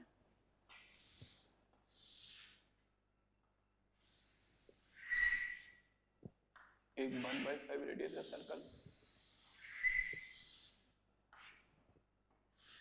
और एक 2 रेडियस का सर्कल, ठीक है ना। अब इसका इंटरसेक्शन मुझे इस रे से लेना है। इस रे का सोर्स पॉइंट क्या है 1,1 और 1,1 ऑब्वियस सी बात है, इसकी डिस्टेंस ऑरिजिन से √2 होगी तो ये इससे तो बाहर होगा, लेकिन इस सेकंड रे के अंदर होगा, यहाँ कहीं पर होगा, y = x लाइन पर लाई करेगा।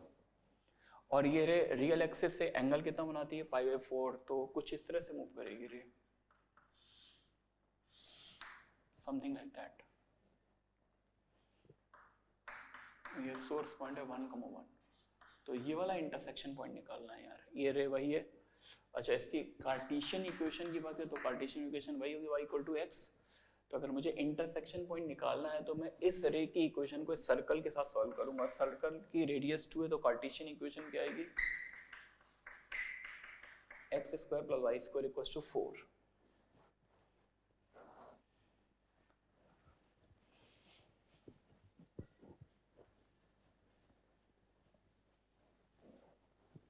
तो सॉल्व कर लेते हैं। तो इसमें y = x पुट कर देते हैं, तो 2x² = 4।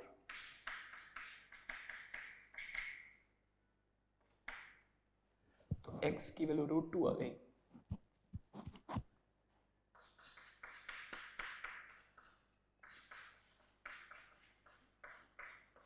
√2, तो सिर्फ एक ही पॉइंट आएगा, ये ध्यान रखिएगा। ऐसा मत करिएगा कि रे पूरी लाइन बना दी y = x और दोनों पॉइंट निकाल लिए। आएंगे तो 2 पॉइंट, एक तो ये भी आएगा और एक ये भी आएगा। मैंने नेगेटिव छोड़ दिया, क्यों? मैंने y = x लिया, x को -√2 क्यों नहीं लिया? बिकॉज इस रे के लिए x कोऑर्डिनेट हमेशा पॉजिटिव आएगा, ये ध्यान रखिएगा। x² की वैल्यू √2 थी, x ± √2 आएगा, ले माइनस वाला पॉइंट तो नीचे लाई करेगा, तो वो रे के लिए नहीं होगा, ठीक है ना। मूव करते हैं आगे।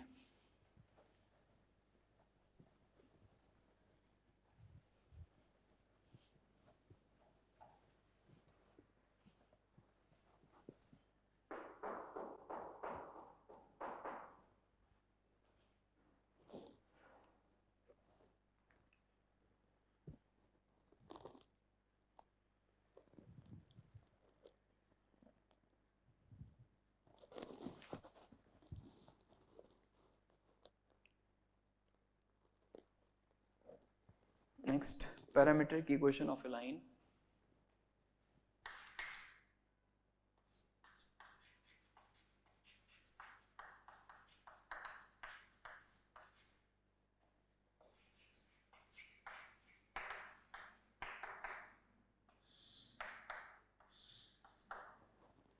Parametric equation of A line मतलब वही जैसा हम लोग वेक्टर में पढ़ते थे, 2 पॉइंट से जाने वाली लाइन की equation r equals to a plus T into B minus A. तो वैसे ही कुछ रिजल्ट हमें यहाँ भी पढ़ना है, उसी फॉर्म में पढ़ना है.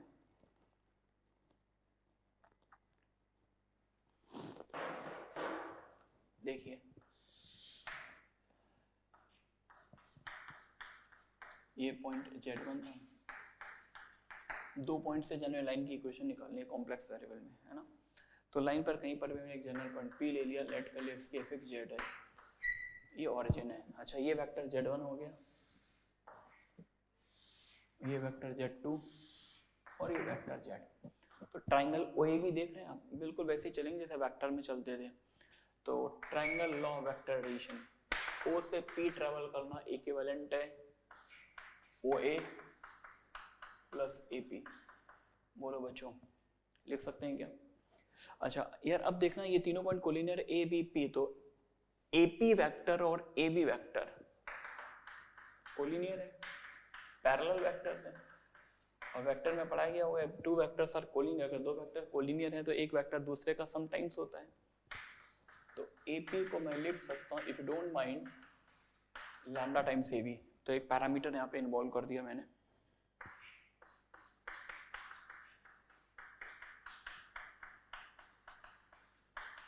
OP वेक्टर क्या था Z,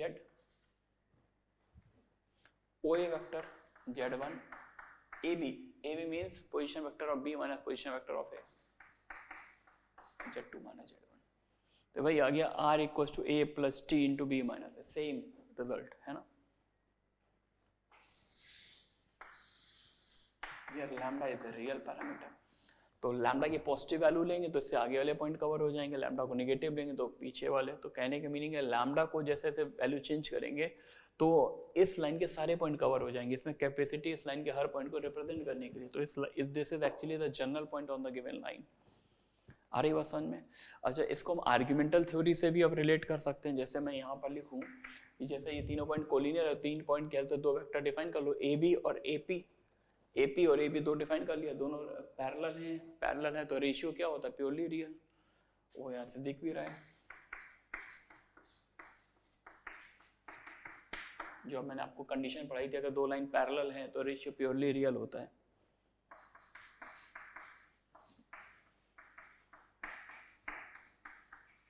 तो हर तरह से हमने इसको यहाँ पे रिलेट कर दिया. अब आपको ये बहुत ही बेसिक लगना चाहिए, बहुत ही एलिमेंट्री लगना चाहिए, ठीक है ना. कार्टेशियन से भी कर लिया, वेक्टर से भी कर लिया.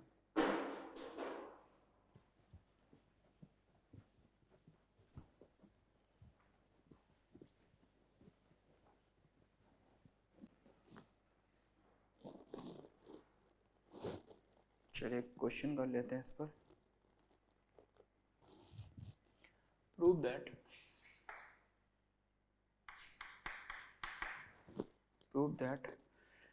equation of tangent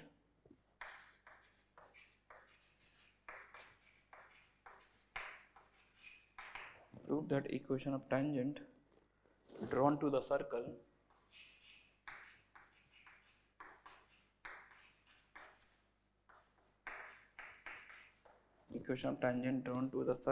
mod z equals to r at the point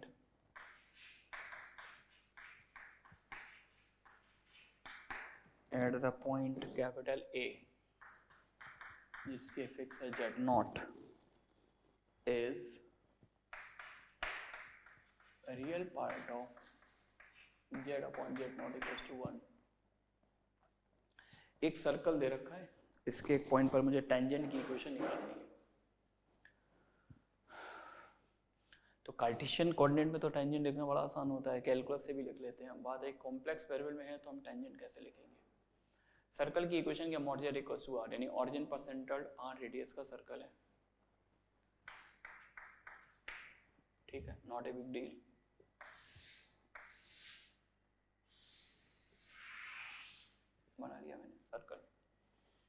और ये कोई पॉइंट है ए, इसकी एफ एक्स है जेड नॉट, और इस पॉइंट में मुझे टेंजेंट की इक्वेशन लिखनी है, ये टेंजेंट लाइन आ रही है ना। तो मैंने एक काम किया यार, टेंजेंट की इक्वेशन लिखनी थी तो सबसे पहले मैंने इसको इससे ज्वाइन करके एक वेक्टर डिफाइन कर लिया Z naught. O A vector क्या हो जाएगा, Z naught, vector joining point origin and point A. Tangent की इक्वेशन लिखनी थी, टेंजेंट पे मैंने कोई भी एक पॉइंट पी ले लिया, एक जनरल पॉइंट पी ले लिया जिसकी एफ एक्स जेड है, और यहाँ से एक वेक्टर डिफाइन कर लिया ए पी। अब आप ये देखिए वेक्टर ए पी और वेक्टर ओ ए कैसे परपेंडिकुलर है ना, और दो वेक्टर परपेंडिकुलर हो तो उनका रेशियो कैसा होता है, प्योरली रियल। सिंस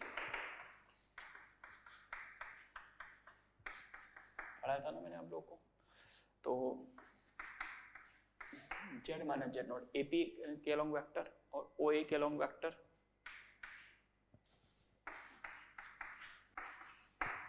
दोनों परपेंडिकुलर है तो रेशियो इज प्योरली इमेजिनरी।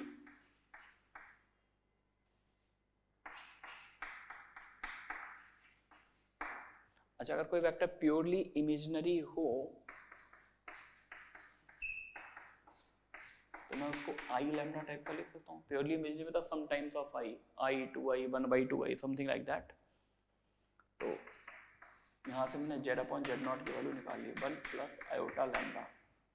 अब आप देखिए जेड अपॉन जेड नॉट, अगर इस वेक्टर की बात करें इसका रियल पार्ट हमेशा 1 रहेगा, इसका रियल पार्ट हमेशा 1 रहेगा, है ना, इमेजिनरी पार्ट वेरी करेगा। तो यहाँ से लिख सकते हैं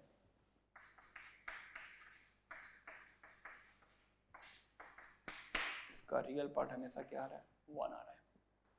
real part of Z upon Z naught equals to 1, ठीक है ना।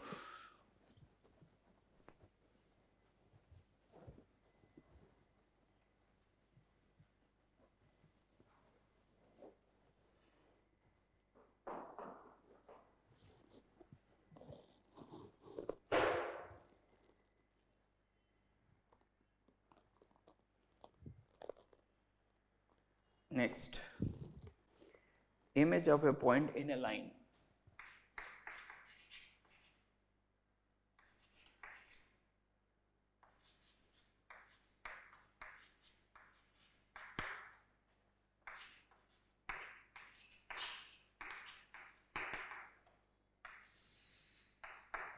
Image of a point in a line. एक पॉइंट की लाइन से इमेज कैसे निकालते हैं, 2D में भी काम किया था, 3D में भी किया है। अब बात करते हैं कॉम्प्लेक्स नंबर में पॉइंट की लाइन से इमेज कैसे लेते हैं। तो स्टोरी है, पहले स्टोरी लिख देते हैं यार। 2 points, 2 points PZ1 and QZ2 will be the reflection points of each other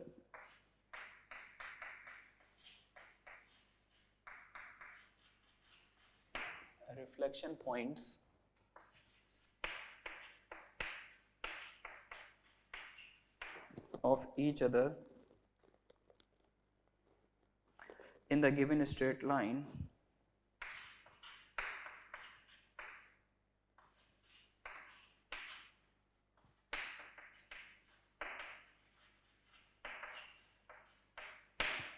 straight line alpha bar z, line की equation they alpha bar z plus alpha z bar plus r equals to 0 if and only if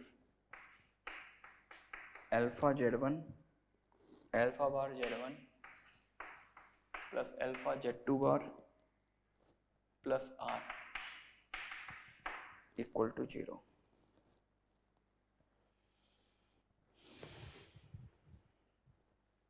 समझ गए क्या। तो वही ये line की equation दे रखी है और इस लाइन के रेस्पेक्ट में ये दोनों पॉइंट एक दूसरे के मिरर इमेज होंगे प्रोवाइडेड ये रिजल्ट 0 हो जाए, ठीक है ना। चलिए करते हैं प्रूफ इसको। तो लाइन की कॉम्प्लेक्स फॉर्म में इक्वेशन दे रखी है, what is the equation of this line, alpha bar Z plus alpha Z bar plus R equals to 0, है ना। और P की इमेज Q है पी के एफ एक्स जेड वन है, क्यू की एफ एक्स जेड टू है, और ये इसका मिरर इमेज मतलब परपेंडिकुलर होगा और लाइन सेगमेंट सेम होगा, ठीक है ना।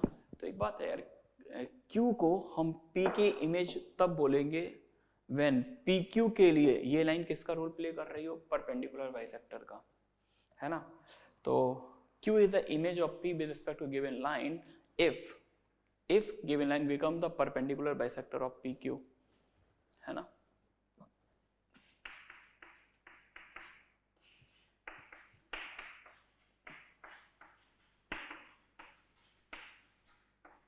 Q is the image of P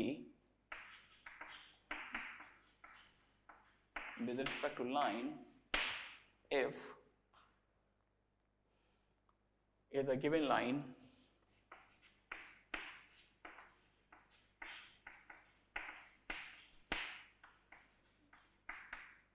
is the perpendicular bisector of PQ, यानी ये लाइन PQ का परपेंडिकुलर बाइसेक्टर का रोल प्ले करे, है ना।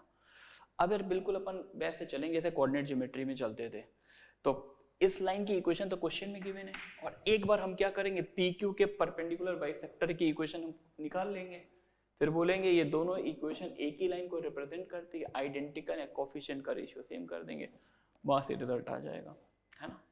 तो अब अपन क्या लिखने जा रहे हैं, ये Z1 और Z2 को ज्वाइन करके लाइन जो दे रखी है उसके परपेंडिकुलर बाइसेक्टर की इक्वेशन ऑफ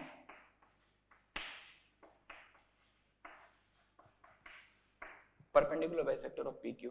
अच्छा, PQ के परपेंडिकुलर बाइसेक्टर पे कोई पॉइंट उसके दोनों से डिस्टेंस सेम होती है ना। तो परपेंडिकुलर बाइसेक्टर की इक्वेशन क्या होगी, mod of Z minus Z1 equal to mod of Z minus Z2, है ना। तो ये जो लाइन दिख रही है आपको, ये वाली लाइन, इस लाइन की इक्वेशन ये भी है और ये भी, यानी ये दोनों आइडेंटिकल इक्वेशन हो गई। अब हमें यार इसको कंपेयर करना है, तो कंपेयर करने से पहले एक काम कर लेते हैं, इस इक्वेशन को भी ऐसे ही बना लेते हैं, जेड और जेड बार के टर्म्स में ले आते हैं, फिर कोफिशिएंट कंपेयर कर लेंगे। तो ऐसा करने में मैंने सीन का स्क्वायर कर लिया,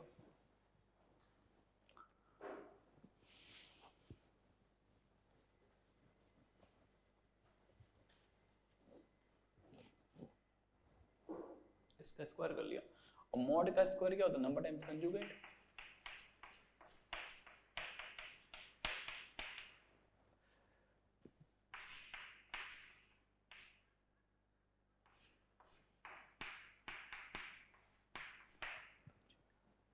ठीक है ना, मल्टीप्लाई कर लो यार। जेड वाले टर्म देखो जरा क्या क्या जाएंगे,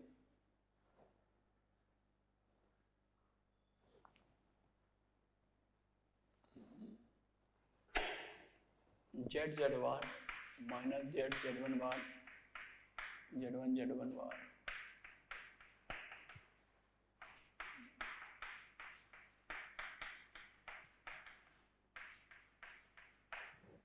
जेड जेड बार तो कैंसिल हो गया।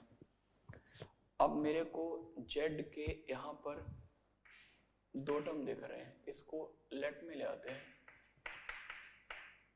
Z two bar minus Z one bar times Z, ठीक है, जेड का टर्म्स आ गया, ठीक है ना।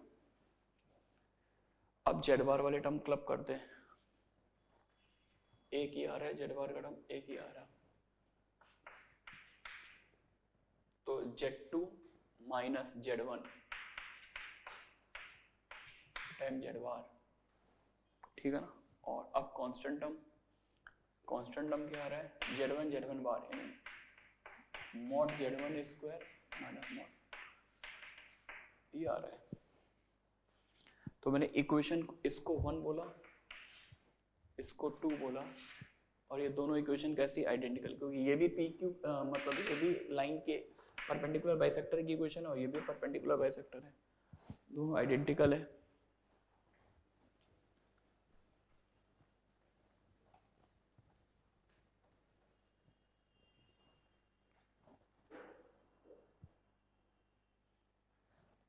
ठीक है ना।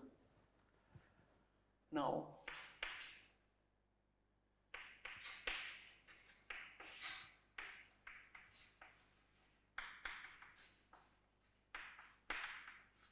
दोनों इक्वेशन आइडेंटिकल है तो कोफिशिएंट का रेशियो सेम कर लो। तो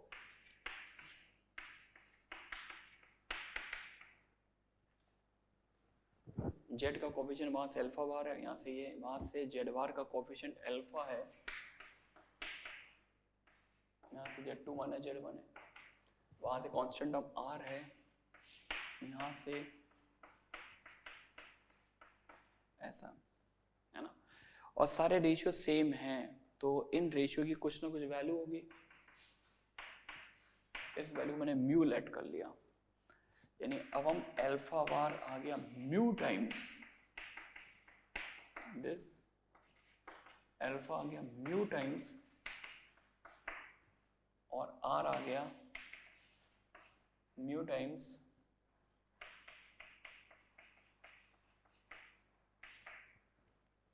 दो इक्वेशन डाल रखी थी, इसको 3 बोल दो, इसको 4, इसको 5, है ना।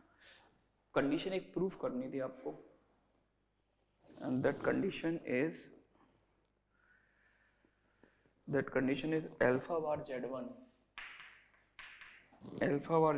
plus alpha z2 bar plus r equal to 0। यहाँ पर r वही है जो हमने लाइन में पढ़ाया था, कांस्टेंट है और रियल कांस्टेंट है, और अल्फा क्या है, कॉम्प्लेक्स नंबर है।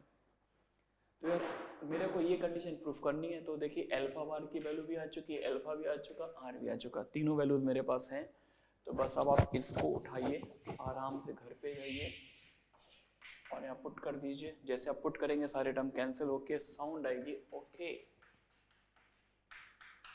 ये साउंड आनी चाहिए। अगर साउंड यही आ रही है it means that everything is cool, everything is fine till now, है ना। चलते आगे।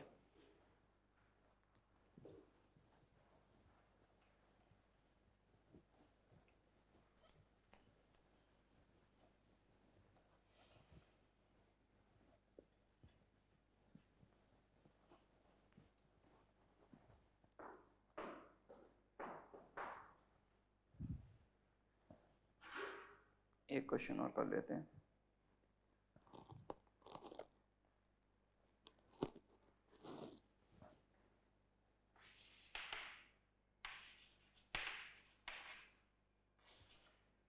Given 3 non-collinear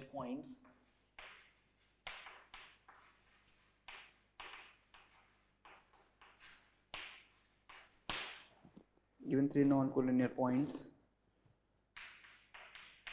A की फिक्स Z1 है, B की Z2 है, C की fx Z3 है, with equation of AB as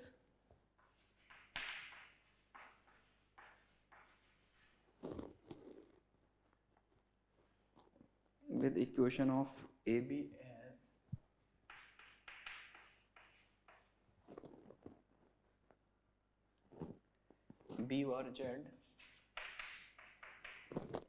Z plus BZ bar equal to C,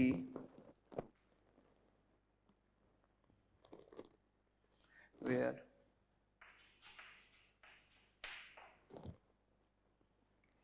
B दे रखा है I Z2 minus Z1 and C Z1 Z2 bar minus Z1 bar Z2, है ना। Prove that equation of altitude CD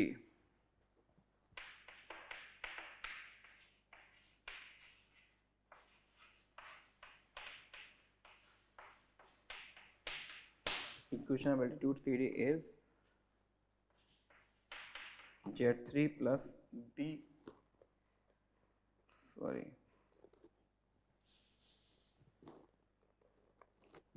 Z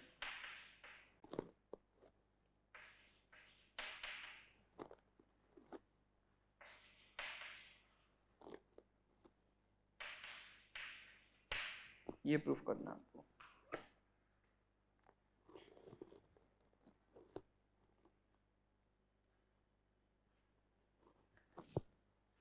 चलिए start लेते हैं। तो 3 point दे रखे हैं, Z1 Z2 Z3 और बेस AB की इक्वेशन दे रखी है, इसमें B का वैल्यू दे रखा है, B उससे पता है, एल्टीट्यूड CD की इक्वेशन निकालनी है।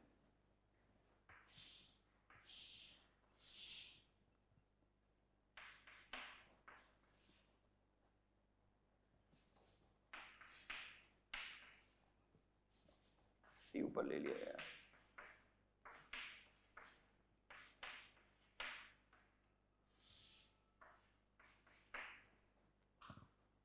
we have to find out the equation of altitude CD। तो एक काम कर सकते हैं यार, CD AB के परपेंडिकुलर है और दो लाइंस परपेंडिकुलर हो तो इसकी कंडीशन मैंने आपको पढ़ाई थी, अगर दो लाइन परपेंडिकुलर हैं तो उनके अलॉन्ग्स वेक्टर का रेशियो प्योरली इमेजिनरी होता है। तो मुझे CD की इक्वेशन निकालनी है, मैंने CD पर कोई भी एक पॉइंट P ले लिया जिसके एफिक्स Z है ना। तो since CD is perpendicular to AB, this implies Z minus Z3, एक CD के अलॉन्ग वेक्टर हमने डिफाइन कर लिया और एक AB के अलॉन्ग वेक्टर डिफाइन कर लेंगे। This implies Z minus Z3 upon Z2 minus Z1। अगर हम इस वेक्टर की बात करें तो वेक्टर प्योरली इमेजिनरी होगा। प्योरली इमेजिनरी होने का मतलब है इसको अपन आई लैम्डा लिख सकते हैं, क्या लिख सकते हैं, आई लैम्डा, ठीक है ना। अच्छा, फाइनल इक्वेशन हमें कुछ इसको मिला है, जेड और इसके नाम मिलानी है। बी की वैल्यू दे रखी है आई इंटू Z2 माइनस Z1। तो एक काम किया मैंने यहाँ पर पिक्चर में बी के रोल को इंट्रोड्यूस कराना था, तो लैम्डा इंटू आई टाइम्स Z2 माइनस Z1। देखिए केयरफुली देखिए, यही वैल्यू बी की दे रखी है ना। तो Z minus Z3 upon B, lambda क्या रियल नंबर, इसका मतलब ये जो नंबर है Z minus Z3 upon B एक रियल नंबर है, और अगर ये नंबर रियल है तो Z equals to Z bar, पढ़ते थे ना।